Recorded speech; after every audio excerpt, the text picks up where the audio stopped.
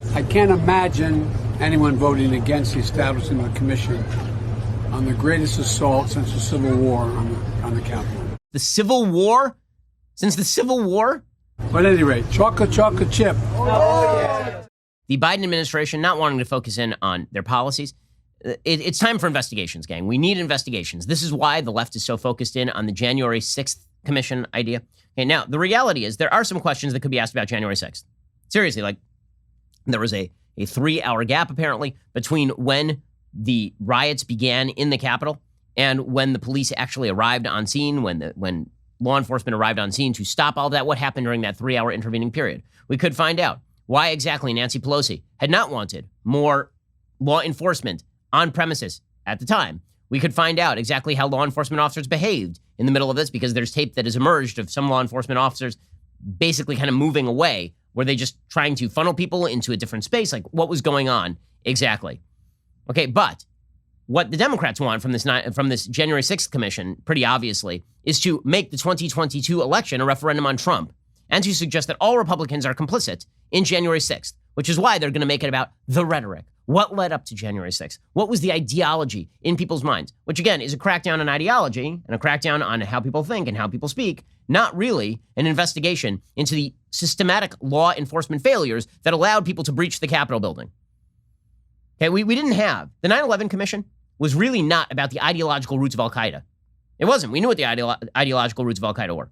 The 9/11 Commission report was really about the systematic law enforcement failures. What exactly happened? But Democrats don't want to restrict this to what exactly happened on that day.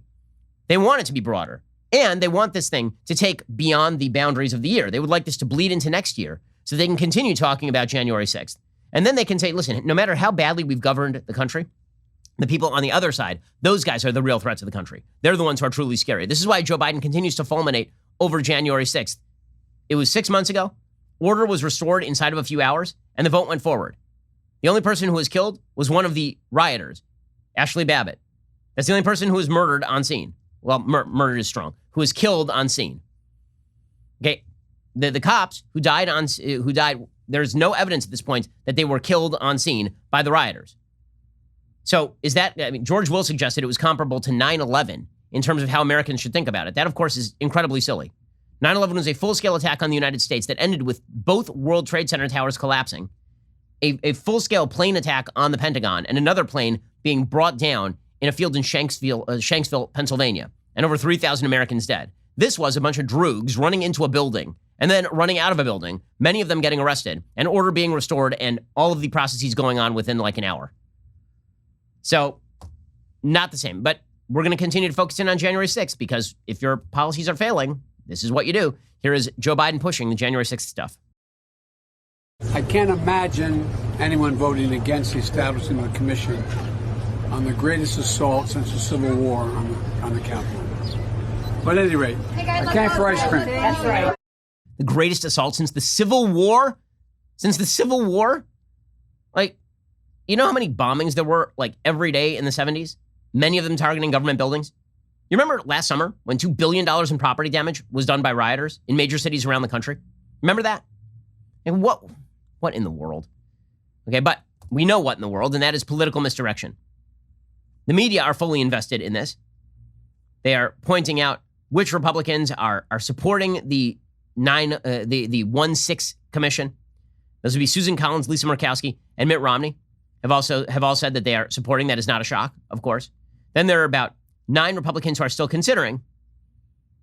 That would include Shelley Moore Capito of West Virginia, Bill Cassidy of Louisiana, Mike Crapo of Idaho, Jerry Moran of Kansas, Rob Portman of Ohio, Ben Sass of Nebraska, John Thune of South Dakota, Pat Toomey of Pennsylvania, and Roger Wicker of Mississippi. Joe Manchin said today he thinks there may be 5 or 6 Republicans who are in favor, but a lot of Republicans are not. When asked if he would break the filibuster, if he would vote to nuke the filibuster in order to get the 1-6 commission, Manchin was like, nah, I don't think that's appropriate. Would you be willing to break the filibuster in order to get this passed? The claim is I'm not ready to destroy our government. I'm not ready to destroy our government, no. I think that they will come together. You have to have faith. There's 10 good people.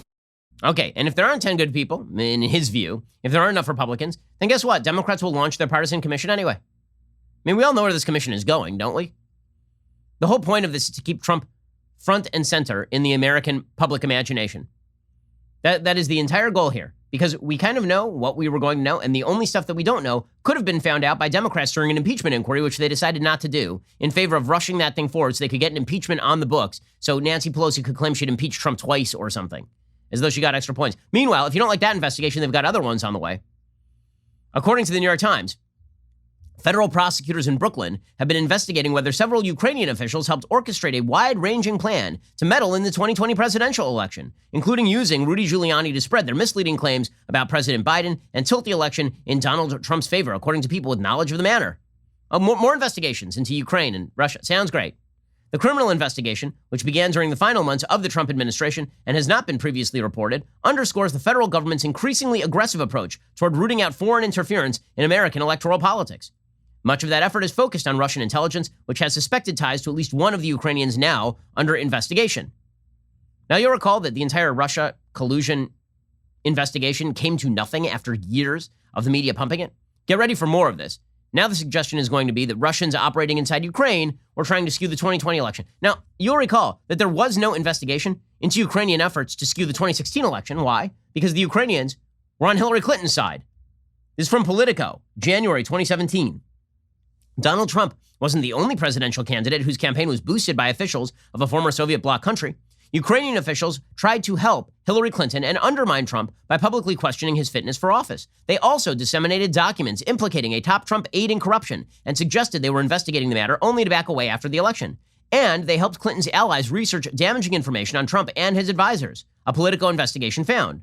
A Ukrainian-American operative who was consulting for the DNC met with top officials in the Ukrainian embassy in Washington in an effort to expose ties between Trump, top campaign aide Paul Manafort, and Russia, according to people with direct knowledge of the situation. Was there a federal investigation into that? No.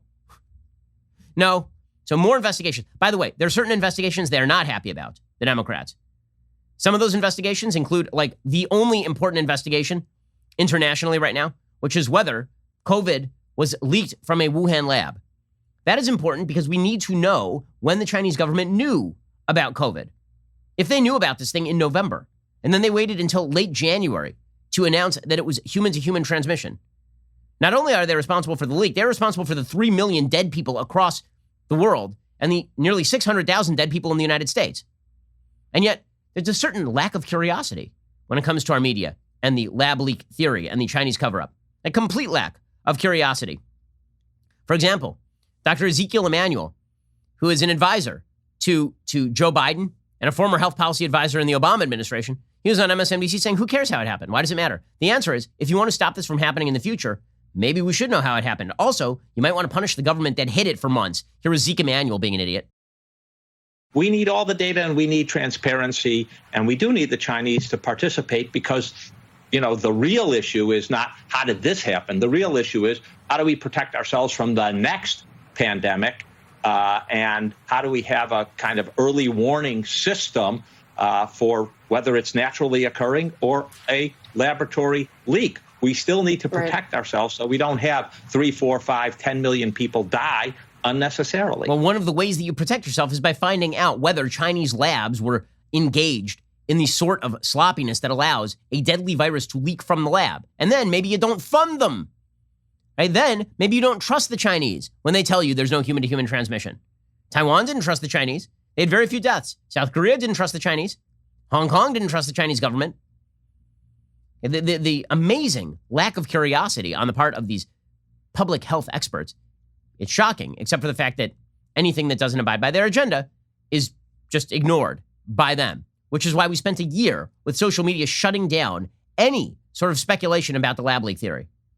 Now and now only is Facebook deciding, oh yeah, I guess you can talk about that publicly now. The battle for the culture is heating up. We here at the Daily Wire are making some big moves. So be sure to like, subscribe, ring that bell, because you're not going to want to miss a single moment.